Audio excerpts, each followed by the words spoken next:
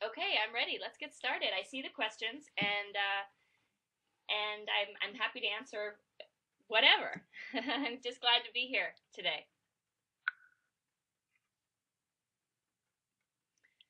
Well, it was a challenge, but it led to a lot of interesting. So Jay York says, "I'm so excited to meet this author. A Year Without Beauty Products. Wow." So yeah, it was a challenge, but I learned a lot about myself and certainly about the world we live in too. I see from I see there's a question here from Passion for Fiction. Have you kept up with your beauty cleanse since concluding the book? And that's a great question because the answer is yes and no. My approach has changed. I do different things now. Instead of concealing, I enhance. So I have a different approach to when I use beauty products. I've spent a lot of time working toward getting green products in my home, and that's all personal care products. You know, for my kids, for myself. I read labels a lot more, so in that sense, the cleanse is still going on. But today, I I feel more comfortable with the default of a natural face with nothing on. Instead of feeling like that is a thing to correct, I definitely feel like that's okay and good. And then if I want to do more, or if a professional situation, suggests I do more, then I can do that joyfully and not necessarily fearfully. I hope that answers your question.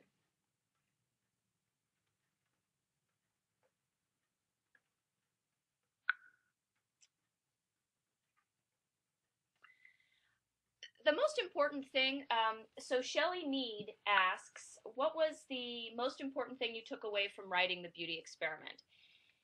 And the short answer is the word mindfulness. So, this, you guys see me better. Mindfulness just is thoughtfulness about everything, about the beauty products that I use, also the way I go shopping, also the environment that we live in as people in a world full of consumer products and advertising. So I think what I really took away from it was a step back from the mayhem and an ability to say, is this really serving me? Is this making me feel better about myself, or am I kind of playing into the hands of I don't know, old stereotypes or family training or consumer culture? It just gave me some a cushion against that, and I think that's probably the most important thing. Uh, and the way this is embodied, I think, is the relationship I have with my inner voice. In the book, there's a back and forth between me and this difficult inner voice that's very critical and very carping, and that really has changed for the better. I feel that my inner voice, I've either retrained her or she's just grown up to be more accepting of me and more compassionate of me, and then thus more compassionate towards others. So Laura McDonald asks, how did other women react? And this is interesting because my good friends that I saw every day, and most of them were at this time in their lives stay-at-home moms. That doesn't, most of us had worked, all of us had worked outside the home before. Some of us continued to work outside the home while we were having children. But we really were all facing many of the same challenges at the same time, and they didn't really bat an eye when I changed my look, possibly because I look so sleep deprived beforehand, and a haircut always perks you up, even if it's a really drastic and extreme haircut like mine was. and I think we were all just trying to be cheerleaders for each other, so nobody was a downer as far as the immediate change. Um, I think what something that happened about halfway through was um, I started to feel static from this person, from this. This was sort of somebody on the sort of toward the edge of the circle, the mom circle that I knew, and and I wasn't quite sure why I was feeling this static, but I definitely could feel her doing the up down up. I mean, we all know this kind of checking you out top to bottom and seeing what you're wearing and is it cool, something, things like that. And I couldn't quite figure out what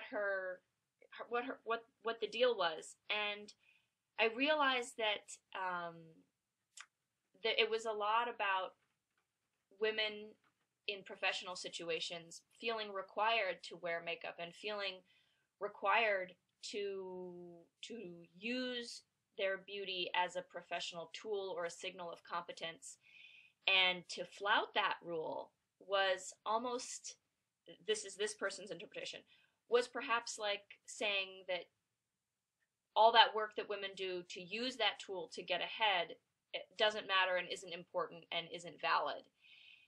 And so I understood her objections, and I mean, it's still guessing, but I feel that I had to take a look at what I was trying to prove. Was I trying to say that women should never have to wear makeup in the workplace or anytime, anywhere, and that we should never shop? I mean, was I being that extreme, or was I struggling to find my own place? And ultimately, of course, it was really struggling to find my own place.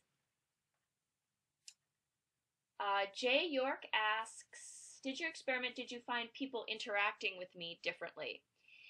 And I would have to say, sometimes yes. I mean, we all remember that scene. I think it's in Mystic Pizza, where Julia Roberts, she puffs out her hair and then she pulls her hair back and she tries to get a cab, and of course, or she tries to get they have a flat tire and someone picks her up and they wouldn't pick up the man she was with. And I think there might have been some of that going on, but I was so busy. I mean, really, I was so busy with this little infant, and my husband and I had the great fortune of traveling around Asia at the time. And travel is so all-consuming, and an infant is so all-consuming. And I was working on a big novel at the time, and I don't know that I noticed that much. I mean, people still shook my hand, and if I asked for a deli sandwich, they would still make me one. So it wasn't as if I was becoming scorned. And granted, I was a young woman, and I was fairly, I wasn't dealing with any kind of extreme appearance situation. I decided not to shave my head, and I think had I done that, and my husband was the one who advised against it, I think had I done that, I might have sensed a more extreme reaction. But I had hair, pretty much like what it is now, probably more like this, more like a man haircut. So it wasn't extreme. I mean, I didn't have people being outwardly mean to me, and I think maybe I was afraid that would happen, and totally didn't.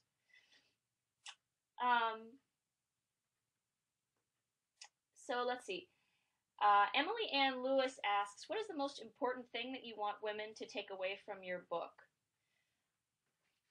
I think probably a good laugh. I mean, I wrote it to be thought-provoking but also entertaining, so that readers would be able to look at themselves with compassion and a sense of humor, hopefully, because I had to learn how to do it. I mean, I was very hard on myself. This inner voice was she was a disaster right after I had a baby, and I think we all could use. I think many of us could use some training in compassion toward ourselves, as in addition to the world. There was another question here. It went away. I'm not not sure where it went. Liz asks, do you choose to wear beauty products made with more natural ingredients after your cleanse? Yes, I do. I read labels more carefully, and I think one of the hardest things is trying to figure out a way, and maybe many of you have dealt with this as well, just trying to figure out how to introduce some of the knowledge that I gained. There's some great websites.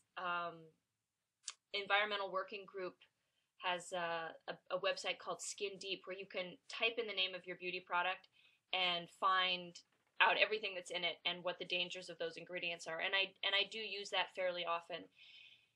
And I haven't found a good way of other than sort of generally suggesting, but of spreading the word about that inside my own family and friends, saying, listen, could you guys please always give me beauty products that don't contain bad stuff, or if you're gonna, gifts. I think that's a very personal and touchy subject. So I have pretty much limited it to myself and what I do, and hope that other people get the word. It's the information about cosmetics and what's in them is out there for people to see. So I got a question from the Beheld. Hey, August. Can you speculate on how your beauty fast might have been different if you were trying to date during it? This, I think, is an excellent question, because, and people have asked things around this before, as far as, well, you were married, so you didn't have to worry about trying to attract a partner. And I think that's very valid. However, that sort of goes along with the idea that once you get married, you're all settled. And having been in a relationship for 15 years with the same person, I can say you're never settled, and you always want to try to attract that other person in some way. And that attraction functions on many different levels. Your appearance is just one of them. Your attitude is another huge one. So it's maybe not quite as different as it might seem. I think particularly if you're in a relationship with somebody. Dating, on the other hand, I think you would probably attract a different rephrase. It depends on where you go. Probably depends on where you go to find dates. If you go to readings at bookstores, then it might not matter. It might not happen. That you have a hard time. If your dating scene is a bar scene, you might have a tough time. I'm not sure. Unfortunately and fortunately, I married somebody that I was friends with throughout college, and so we had a lot of friendship stuff to work through, but the initial attraction sort of grew out of that, as opposed to the initial attraction being the first thing. So it perhaps put our relationship on a different footing. The friendship and the intellectual connection was there first, and the sexual attraction was sort of added on to it. So it might be, you might have a relationship that starts off on different footing. I don't know. I see a question here from A Victory. Loved your book. How do you find people are reacting now, particularly people in the beauty industry? This is fascinating to me. I was shocked that I got a media request from makeup.com, and then another one from a magazine in the UK called Vitality. It's a beauty industry magazine. It's not even like Allure or something. It's an industry magazine, and for the beauty industry, for people who cut hair and do makeup and stuff. And they were really wonderful. I haven't been able to get the article yet, so I'm hoping that it's sort of flattering or supportive. But I'm not. I think there might be an assumption that I'm anti-beauty but it's not at all true. I mean, one of my closest hairdressers here, one of my closest friends here is a hairdresser. She lives down the street, and she and I have talked about this, in that it's more about defining your own relationship to what's out there, as opposed to trying to keep up with what's there and figure out. It's an inside out approach, and this is something that I think many of the best beauty professionals talk about anyway. They promote this anyway in their clients. Find out who you, I mean, there's this Style by Jury and all these shows. Sort of find out who you are, and then go out and use the beauty tools to express that. So the approaches are not opposed, and I think the beauty industry has actually been fairly understanding of that. Either that, or they think the fresh makeupless face is a trend and they want to capitalize on it. So I don't know. Prairie Dawn says, "Hi Phoebe, I'm curious what were the top 3 items you couldn't wait to buy at the end?" And these come very quickly to mind. I had terrible bras. I desperately needed new bras. They were held together by safety pins and stuff. So I ran out and but I shopped differently when I went out. After the end of the experiment, instead of trying on a bunch of things and finding 3 or 4 different ones that worked, I tried on a whole bunch and found the one that fit really well, and then bought 5. And in fact, no, I don't have one on today, but they still own them all. I have the same bras, and I rotate them because it's just the best. And I know some people really are empowered by this shopping technique to buy 5 jeans that work for them and then wear them for the next 15, 20 years. So that's one of the shopping things that sort of shifted. I also was really, really hot to get orthotic shoes because my feet were all messed up. So I went out and bought silver Birkenstocks, and felt really happy in them. And I thought it was going to be hot to get concealer. But what happened was I went out to Waitrose, the drugstore in Hong Kong, and I bought some, and I took it home and I put it on my desk, or my the vanity table that had turned into my husband's desk, and I didn't wear it. I just left it there in the tube, kind of rolling around, and I never really went back to it on a regular basis. So that was kind of weird, but kind of cool that happened.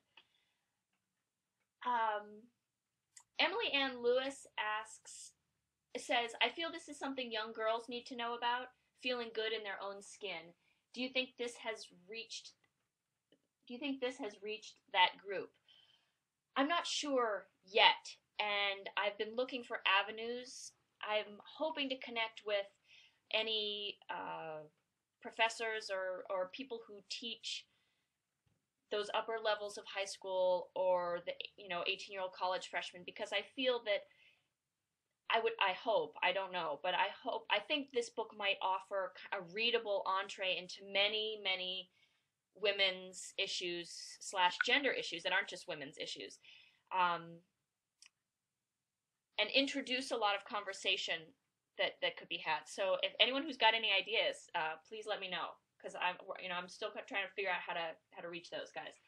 Savvy Bookworm says, "A lot of women put so much importance on makeup, jewelry, and clothes for special occasions and outings. Was it difficult not to compare yourself to others in these situations?" I had to go to a black tie event, and I sweated it. I wasn't sure what to do, and I thought about it a lot, because I knew that I was going to feel a little uncomfortable and even a little sad to look plain. So I went out. I figured it out, I thought, and I went out and I bought a rose, this lovely, gorgeous, this red rose, and I wore it behind my ear with a plain black dress and black shoes that I had already had, and it actually did the trick. It made me feel wonderful. It made me feel dressed up. It made me feel excited to be at the event. I did compare myself, and I did feel, oh gosh, I don't look like those guys. But you know what? In pictures of that black tie event afterward, I actually thought I looked pretty good. And I was surprised at how happy I was with the picture of myself wearing nothing, just a black dress, a very simple spaghetti strap black dress, hair that wasn't colored, and a rose in my ear. But I was so damn happy, and I was having so much fun that in the picture I looked great. And I realized that something had changed. You know, was it my mind that had changed, or my face, or I don't know, but it was kind of a magical moment when I saw that picture. Connie-san says, Mrs. Connie says, I came into the chat a bit late now, but wanted to say I'm now unable to wear makeup due to allergies, can't wear eye makeup at all. At first I thought I would never want to be seen in public, but have somewhat gotten used to going out looking plain. Still, I wish I could use makeup again. It would no doubt give me a perk up. You know, I think there is something to that, the feeling that you freshened yourself up. Perhaps there's some other way to do it that doesn't irritate your skin. I mean, I think there are a lot of products out there. I don't know, maybe deep breathing? I don't know, maybe a full night's sleep. I discovered that made so much difference in feeling perked up. But I know what you mean. For me, I've found a great substitute is the color that I'm wearing. That makes me feel like I've dressed up, or that perks me up because I can see it. I mean, you can't see your face with makeup on, but you can see the color that you're wearing, and it can just sort of brighten your whole mood. So sometimes that's my substitute for that perk up. Jean Yee says hi. Hi. Emily Ann Lewis asks, I've been embracing a more natural way. You are inspiring. Well, thank you, Emily. Yeah, there's so many women who are inspiring, and I think having come through this, I try to spend more time connecting with the inspiring things that women are doing in the world that have absolutely nothing to do with beauty. And so, you know, if anyone who's out there wants to follow me on Facebook, I'm trying to put stuff up there by other women that are they're just blowing me away. And I think sort of a dawning activism was one of these great offshoots of doing this book. So I'm proud of that, because I think we all have moments in our lives when we can't look outward, but I'm happy to be in a moment in my life where I can look outward now. The Beheld asks, in what ways did writing about and publicizing your beauty fast shift your thinking on beauty?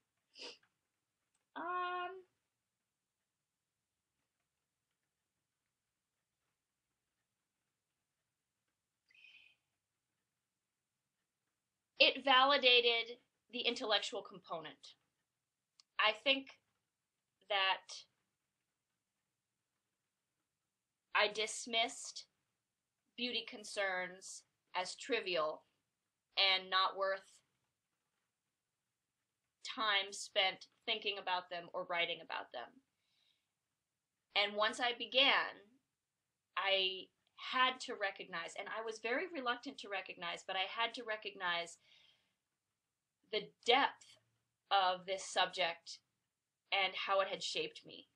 And I think writing about it gave it a validity, and also reading other women writing about beauty gave it a validity and gave my femaleness a validity. I mean, I was having voice problems in my writing before I worked on this book, and I think I was trying to channel this kind of Hemingway-esque male literary voice of the ages, and it just wasn't working for me. And I had to somehow come to grips with not a literary femininity, but a literary femaleness. And I think this book helped me find that, as did Virginia Woolf. And she was a favorite very early on of mine. And then when I found her short story, The Dress, it's in a collection. I can't think of the name. I think it's in The Haunted House. I think it's in her collection of short stories, The Haunted House.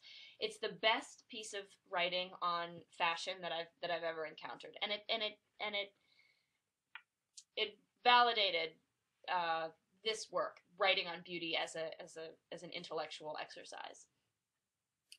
Prairie Dawn asks, do you think Do you think your experiment was easier in Hong Kong than it would be here? I think it was harder. Hong Kong is very, very dressed up, as many cities around the world are, where people,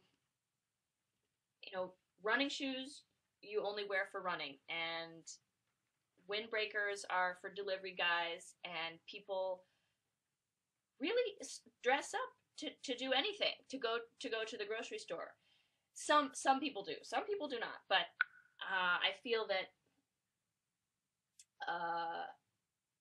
that I think it was the extreme gorgeousness of Hong Kong and the extreme formality that led me, newbie from San Francisco, to think, oh my God, I can't possibly keep up with this. I don't know how to buy a Chanel suit or a knockoff Chanel suit. I can't do it. I'm just gonna be me. And I think that would be easier to do in the US. Jagged Otter asks, has anyone asked you if you explored this as a feminist issue? A few people have. Interestingly, the journalists from the UK, and I spoke to somebody from Amsterdam,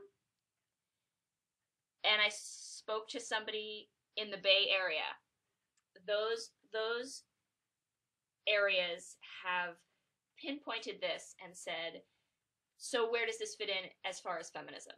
And I was sort of waiting for that and wondering when that would come and what would come of that question. And the answer is, for me, I mean, to claim that this isn't a feminist book would sort of be like saying that I'm not a mammal, I'm a human, Of course, its roots are in a cry for equality between men and women. I feel that this is a friend of mine said, maybe you should call yourself a post-feminist voice. And I thought that was interesting because I do feel now, having gone through it, that in the aftermath, what I feel like fighting for is something that would spring from feminism, but I would maybe call familyism, and that is demands that our family situations and our work situations get better for men, for women, for caregivers, for breadwinners, for people who have high-powered jobs, for people who have part-time jobs, people who have high-powered jobs and aren't getting enough time to go home to their families, for people who have part-time jobs and aren't getting leave or enough health care. For caregivers who might have unsure immigrant status, there's a whole world of work to be done, but it's not just for women. It's for families, it's for men and women, it's for kids, it's for workers. So I feel like we're sort of, in my book, moving in that direction in the US. And as far as on the global scene, women and girls education and maternal fetal health care is sort of the other prong that remains more female oriented. But these are, as Hillary Clinton said, this is not about gender. This is about improving the world. So there you have it. Hallie Casser-Jane says, so do you like doing interviews? Hi, Hallie. So nice to see your typing here. I do like doing interviews. They're very fun.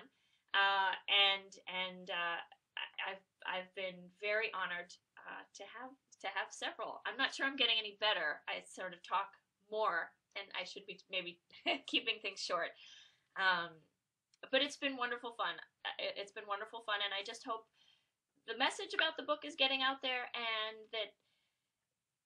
that there's a word of mouth spread that starts to happen. I was lucky enough to have some great media attention. But I think the real people who will get the book sold and keep the conversation are people who've actually read the book and then recommend it to a friend or to a book group. A Victory says, did you read more about beauty such as feminist theory or anthropological perspectives during your fast as opposed to magazines? I wish that I had had the time to do that. No, I was actually reading a lot of stuff about gross anatomy and dissection in medical schools for the novel I was working on. So I didn't do the background during the experiment. I did more of the background after the experiment when I realized I'd opened all these cans of worms and hadn't made a lot of progress, or had made personal progress but hadn't made the cultural contextual progress that I wanted to make. So I went back and read a lot of stuff. I read The Beauty Myth. I read, believe it or not, I hadn't read The Feminine Mystique. I hadn't read that. I had to read that. Happy birthday, Feminist Mystique. Happy 60th anniversary. I had to go back and sort of catch up on my women's studies retrospectively, and that continues to be an interest of mine. I keep reading in that vein. Between Friends blog asks, have you received any backlash regarding your beauty experiment from the makeup industry? It is a considerably large billion-dollar industry that thrives on selling perfection in a bottle. Did they take kindly to your experiment? It's hard to know. I think just between you guys here, my PR, my wonderful PR person, sent out press releases about the book to all the women's magazines, and there hasn't been so much of a response. Whereas some of the international publications or the TV has been a little more. But at the same time, I was able to be on Katie Couric, and she was supportive, and she has advertisers like Dove and, some of these other, although, they have their campaign. So I don't really know. I mean, I haven't gotten mean notes on my windows or anything like that. But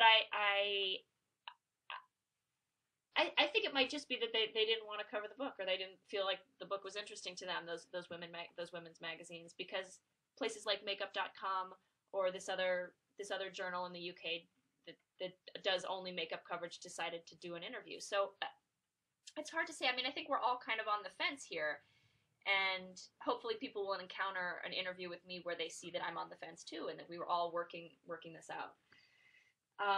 Angie asked, has this led you to try another experiment, and what will that be? I don't know. I've thought about it. I've tinkered around with things that would be in the family. I think I might try some other people's experiments, like the gentleman whose book I can't think of right now, but he's tried to live low impact living, no impact man. I need to check in with him and see if we can do that, because when you have a family, you really start to think about waste and your garbage and where that stuff goes and how you can reduce your footprint, things like that. But my next project that I'm very excited about, and it's still in the generative stages, is a novel about hormones. I feel that we're all living in a soup of communication between each other, mothers to children, husbands to wives, girlfriends to girlfriends, and we're having this conversation that's being conducted by our hormones and our cycles, and we don't always give voice to what's going on. So look for that from me in the next couple years. Jean Yi asks, I feel your beauty experiment message is well written and needed for today's stressful times. Well, thank you, Jean. I think we could all use a little less stress and a little more time. And I think dialing down the beauty regime on a daily basis definitely has given me more time and less stress, which I'm very happy about. And I think there are other things that creep in too. I think our devices, our phones, and our iPads is another area where a measured approach to how much time we spend using them is probably useful. And I think most people would probably agree and probably already do that a little bit. Laura McDonald says, with no jewelry, did the lack of a wedding ring cause any confusion in social situations? No, I wasn't out having anybody hit on me, so I did wear my engagement ring for most of the experiment. I think I probably took it off a few times, but I always kept the wedding band, the actual little smaller one, where are you guys here? the smaller one on, and that's what I wear now on a daily basis. It's very similar to my husband's, and I save the diamond that I love and that I treasure for special occasions. So there wasn't any confusion. Plus, most of the time I had a kid strapped to me, so I wasn't out and about single very often. Golden Mane says, what would you say to those people who are embarrassed by their appearance due to a very obvious defect such as a large birthmark? I would say that I probably have more to learn from them than they would ever have to learn from me. And I would welcome their experiences and their stories and their own avenues toward self-acceptance on my website. I would love to hear from anyone dealing with that kind of situation, because I might guess, but I'd probably get it wrong, because it's so personal. And I imagine that there are so many different experiences and so many varieties of handling that, accepting it, embracing it, rejecting it, wanting to fix it, wanting to show it, that all I can say is share with us, because I haven't dealt with that specific thing. The Beheld says, love what you said about literary femaleness. Wondering how men, besides your husband, have reacted to your experiment. When I told my guy friends about it, the standard reaction across the board was, that's what I do every day. And I got kind of tired of that, because I think it's disingenuous. I think there's just as much a box for men to fit into as far as appearance as there is for women. It might not cost as much, but it's still out there. And so, yeah. So I feel that men have their own work to do in this area, and whenever I get that hardy har reaction, I try to elicit that inner awareness that men could perhaps profit from. You know, what can we do? Shelley Mead says, why do you think women automatically think that more makeup means more beauty?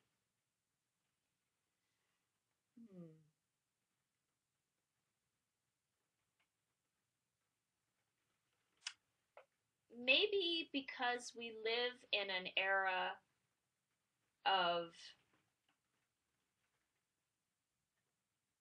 perfectionism, so that the more work you do, the closer you get to being good, as opposed to good is something you already have and you just find ways to express it. And those are sort of mental shifts.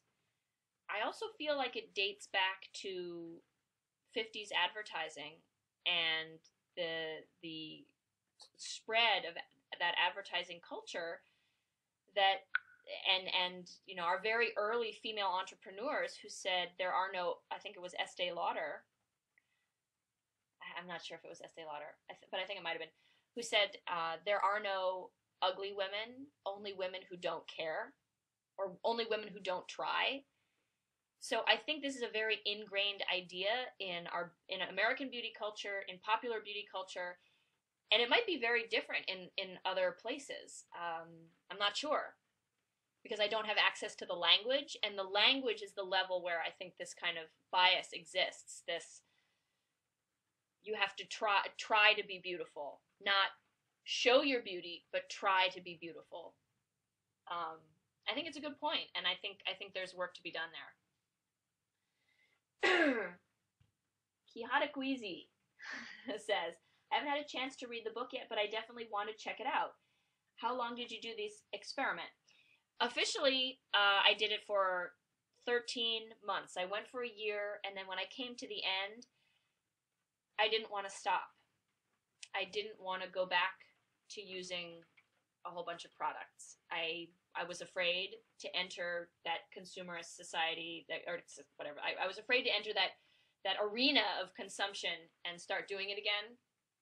So I held off, and I wasn't sure what I was going to do or how. And that was when I started to think that I better write a book about it so that I had some way of working out these questions that were still unanswered. Jagged Otter says, do you now see beauty differently? Has it changed how you judge beauty in others? Yes. Yes. I am still aware of what I feel is an almost reflexive. I'm a very visual person. I'm always noticing things and pointing out colors and shapes and light and shade and negative space, and there's a kind of an artistic eye in my mind, and I'm not saying it's a good one or that I'm talented, but it just is there. I'm a seer. I'm seeing things all the time and pointing them out to my kids, and I think this experiment has caused me to challenge some of the particularly Western bias that eye has developed throughout my life.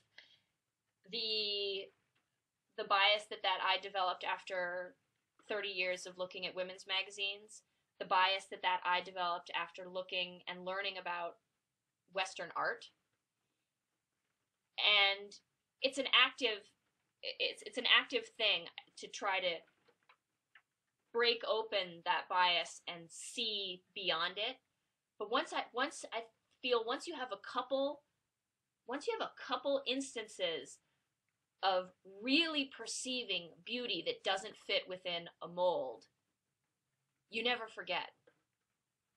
You really don't. I mean, once you have that experience of looking at your plain face with nothing on it, even tired, and loving what you see, with all its imperfections, it's hard to forget. It's all. I mean, beauty, I think, is very close to spirituality, and it's you kind of tip over a little bit into seeing past the constructed matrix to, you know, the beauty of the lamp and the table and your actual head. And it's a little freaky, but I feel that I was going in, you know, I've gone in that direction, and though I live in the everyday world, I feel I still have access to that. Liz L820 says, I know you have a daughter. What do you do when she wants to try on makeup and sparkles?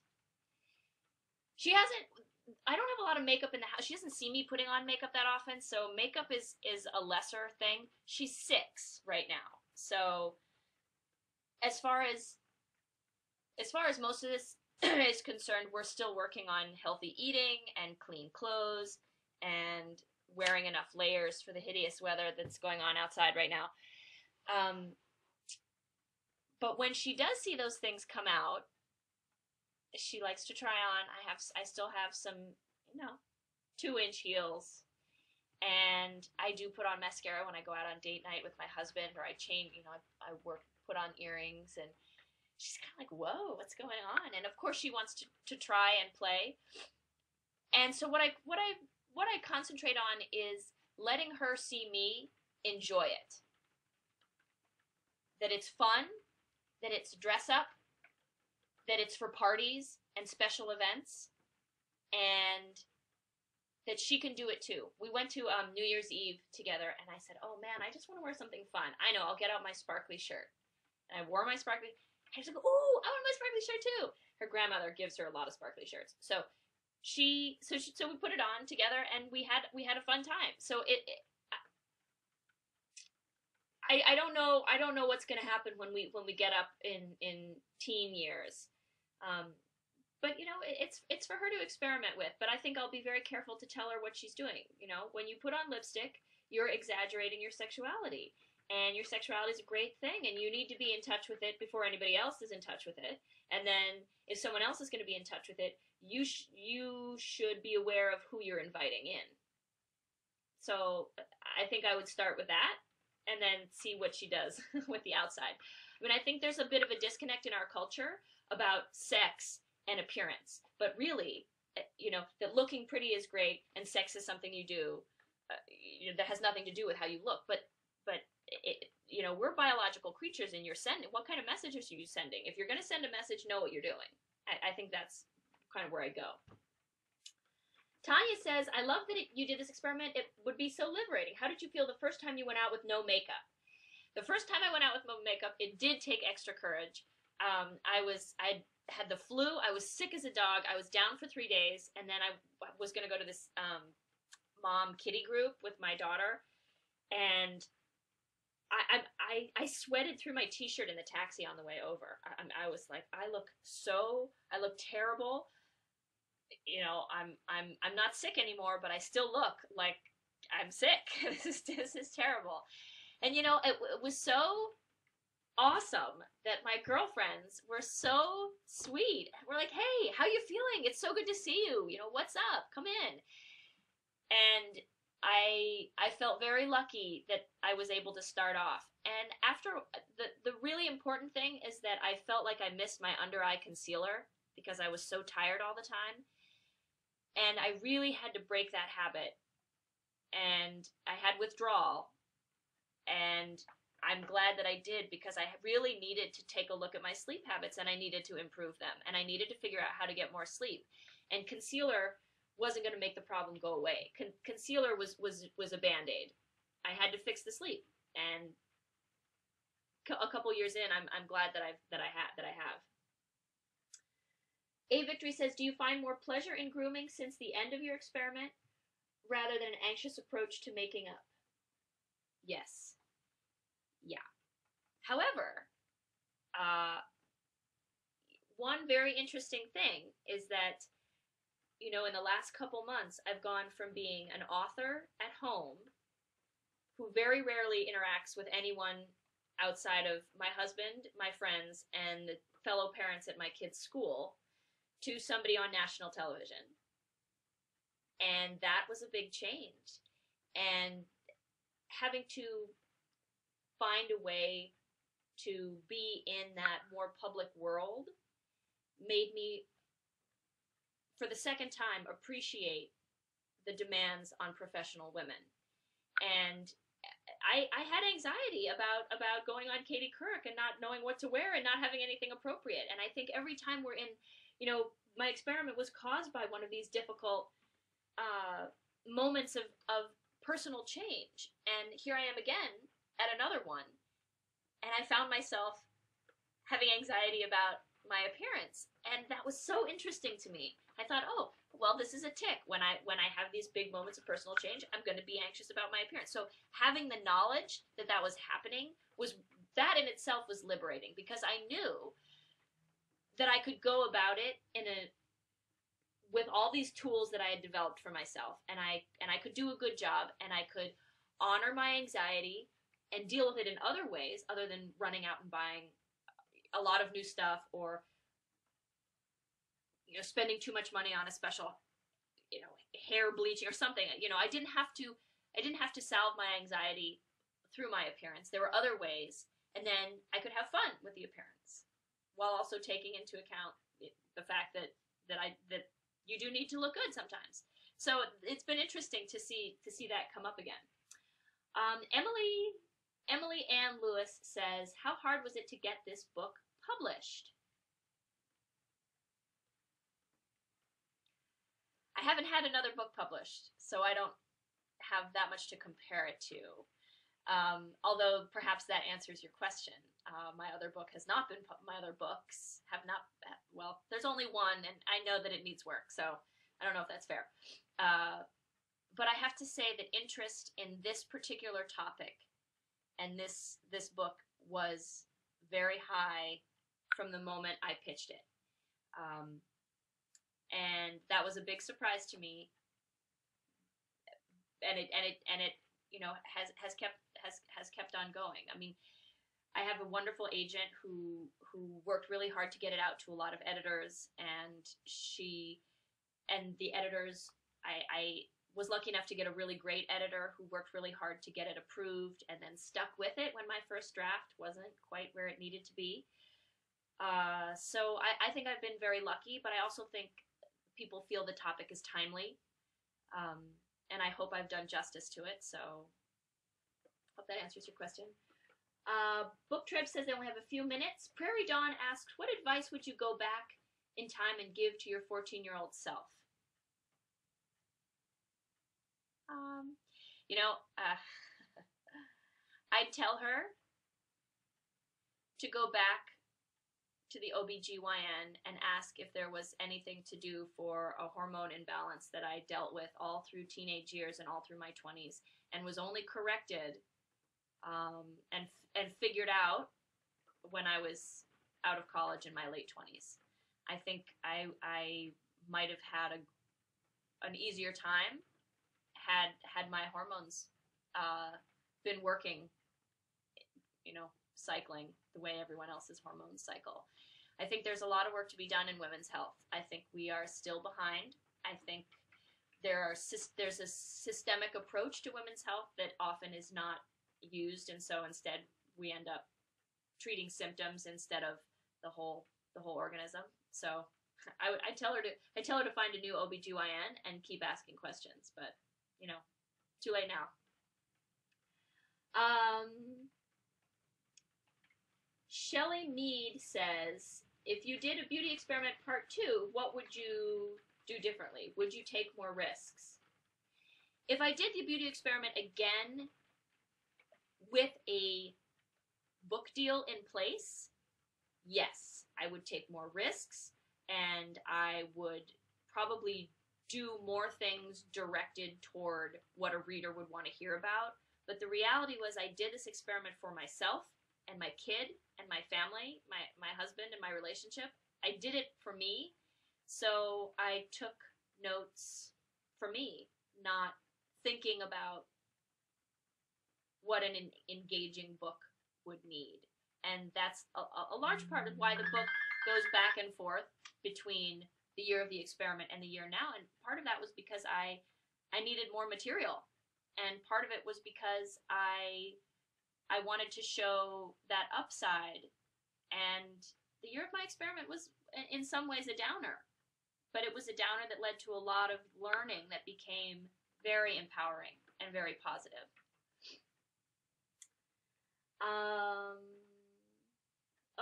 Oh no, BookTrib says we have so many great questions waiting for you. Unfortunately, time is running out, and it's time for me to announce today's winners. Hooray, the winners!